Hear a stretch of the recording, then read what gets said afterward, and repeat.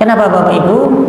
Karena memang kalau seorang anak ya sudah mendapati orang tuanya dalam kondisi sudah usianya utur, ini memang kadang-kadang agak rewel ya. Makanya orang itu kalau secara siklus hidupnya itu kan dulu ketika usia bayi pasti yang mengurusi orang tuanya.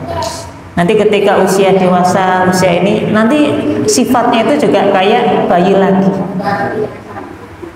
Kadang mau pipis nggak bisa pipis ya, nggak bisa sendiri, harus ditemani, kadang diantar ke kamar mandi. Mau makan tidak seperti dulu ketika masih sehat-sehatnya, kadang makan minta disediakan, disuapi, dimasakkan, sama kayak anak kecil lagi. Nah, maka dalam kondisi seperti itu, ketika kita mendapati orang tua kita sudah usia udur tadi ya, sudah usia tua, seorang anak ini dituntut untuk banyak bersabar. Jangan sampai mengucapkan kata-kata ini ngapunten gitu. Kalau kita renungkan dalam hidup kita, pernah nggak Bapak Ibu kita ucapan ini terlontar dalam jari kita? Mungkin kepada orang lain mungkin sering gitu ya. Termasuk kalau kita nggak menjaga ucapan kita juga sangat mungkin kita bisa ucapkan kepada orang tua kita. Misalnya orang tua kita mengatakan, Mas, Mbak jangan berangkat, menurut kok enggak oleh. Nah, kata ini sudah menjadi ucapan yang terlarang. Fala taqul lahuma uffin. Kemudian Allah menyampaikan wala tanharhuma. Jangan engkau bentak orang tuamu, jangan berkata kasar kepada orang tuamu. Dan ini ayat ini menggambarkan tadi ketika usianya sudah tua, pinginnya dituruti, kadang rewel dan seterusnya. Kadang-kadang kalau anak nggak sabar, itu ya bentak-bentak juga kepada orang tua. Tua kok kakek pula misalnya gitu. Ini kan termasuk kata-kata yang masuk dalam kata-kata kasar, membentak. Wala tanharhuma, maka jangan membentak, jangan kata-kata yang keras kepada kedua orang tua. Wa qul lahuma qaulan karima, dan katakanlah kepada kedua orang tuamu dengan perkataan yang baik, perkataan yang sopan, perkataan yang santun ya. Untuk itu Bapak Ibu, ayat ini memerintahkan kepada kita untuk berbuat baik kepada kedua orang tua ya. Kemudian dilanjutkan ayat Allah menyampaikan waqfid lahuma janahadzulli minar rahmah, dan rendahkanlah untuk kedua orang tuamu sayap kalian. Maknanya Bapak Ibu, betapapun tinggi jabatan kita, berapapun banyak kekayaan kita, berapapun harta yang kita miliki, di hadapan orang tua kita Allah menyampaikan waqfid lahuma janahadzulli, rendahkanlah posisi dirimu, rendahkanlah sayapmu di hadapan orang tua. Nggak boleh melunjak, nggak boleh lebih pintar daripada orang tuanya, nggak boleh lebih mampu kepada dibandingkan orang tuanya.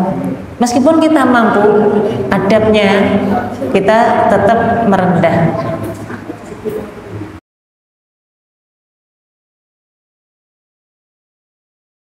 Meskipun kita punya pangkat jabatan tinggi, di hadapan orang tua kita nggak boleh merasa kita bahwa kita lebih sukses daripada orang tua kita. Merendah. Kenapa demikian? Adanya kita tentu tidak lepas dari keberadaan orang tua kita, pengorbanan orang tua kita, perjuangan orang tua kita. Nah, kemudian kita diperintah waqur rabbirhamhuma kama rabbayani shaghira. Dan katakanlah rabbirhamhuma, ya Allah rahmatilah kedua orang tua kami kama rabbayani shaghira, sebagaimana kedua orang tua kami telah menyayangi kami di waktu kecil. Nah, itu Bapak Ibu, sekali lagi ini ayat yang memerintahkan untuk memerintahkan kita untuk berbuat baik kepada kedua orang tua. Baik. Berikutnya di dalam ayat yang lain Allah Subhanahu wa taala menyampaikan di dalam surat Luqman ayat yang ke-14, Allah berfirman wa wassaynal insana biwalidayhi hamalatu ummuhu wahnan wa ala wahnin. Dan kami telah wasiatkan kepada manusia supaya berbuat baik kepada kedua orang tuanya.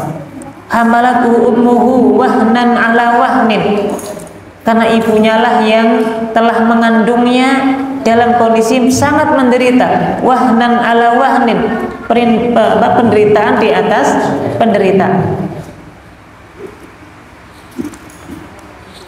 Wa fisaluhu fi amaini, dan orang tuanya lah atau ibunya lah yang menyusuinya selama 2 tahun.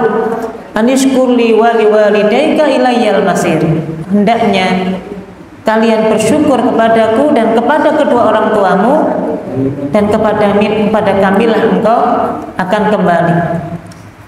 Maka ini juga sama, ayat ini memerintahkan kepada kita untuk berbuat baik kepada orang tua. Terutama di sini menyebutkan ibu, karena ibulah yang mengandung, ya. Dalam kondisi mengandung ini luar biasa. Bagi seorang ibu ketika mengandung itu bukan suasana yang nyaman tentunya, ya.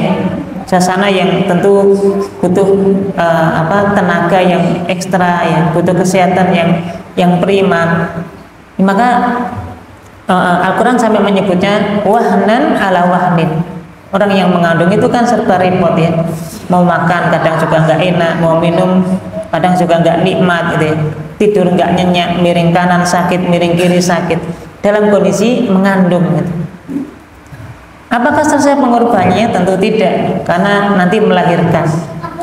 Coba Bapak Ibu, ini terutama mungkin ibu-ibu yang mengalami, kira-kira melahirkan itu enak atau tidak Bapak Ibu?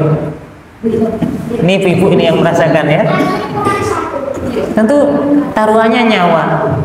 Itulah sebabnya di antara ciri orang mati syahid itu adalah orang yang meninggal pada saat melahirkan.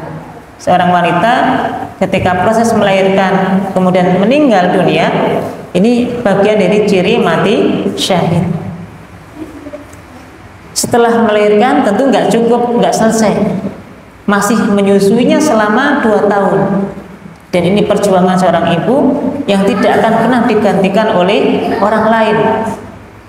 Dan itulah sebabnya Allah Subhanahu wa taala menyampaikan wa wassaynal insana biwalidayhi, dan kami telah wasiatkan kepada manusia itu supaya berbuat baik kepada kedua orang tua.